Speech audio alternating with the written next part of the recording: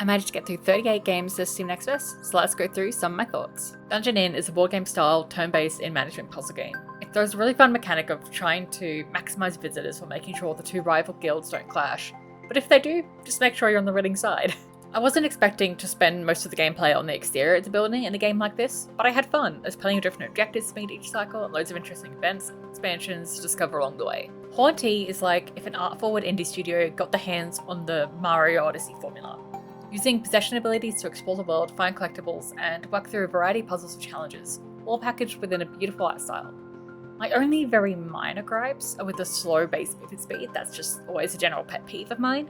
And in one of the cutscenes, while beautiful, it does drag a really long time, almost feeling like it was made to match the music and not the other way around. But I don't think either of those elements really detract too much from the game as a whole. Indica is a story-driven adventure game set in alternate Russia that sees you take the role of Indica, a young nun facing conflicts of heart and religion with the devil on her shoulder. I really enjoyed the less tense moments of being able to actually explore the environment and solve puzzles. However, the more action-orientated elements like running around the wolf really highlighted the unpolished elements of the game and just made it very frustrating. Additionally, while the devs are intending to poke fun at gaming tropes with things like you prayed at an altar, have some XP, I really didn't like how the XP points and the font design really didn't fit into the world of the game at all. It was just very on the nose and takes you out of the environment. Islands of Insight is an MMO-style open-world puzzle game. I've really enjoyed exploring the islands and finding and solving the really varied puzzles, but honestly there is zero reason or benefits for this to be online.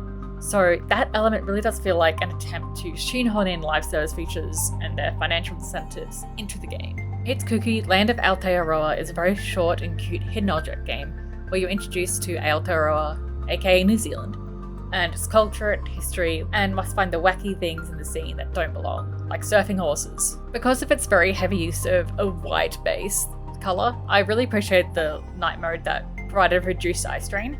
However, I did also find that colour scheme made it notably more challenging to find the kooky characters hidden within. Limbs is a silly physics puzzle game where you attempt to control a marionette puppet through a series of not-so-simple challenges.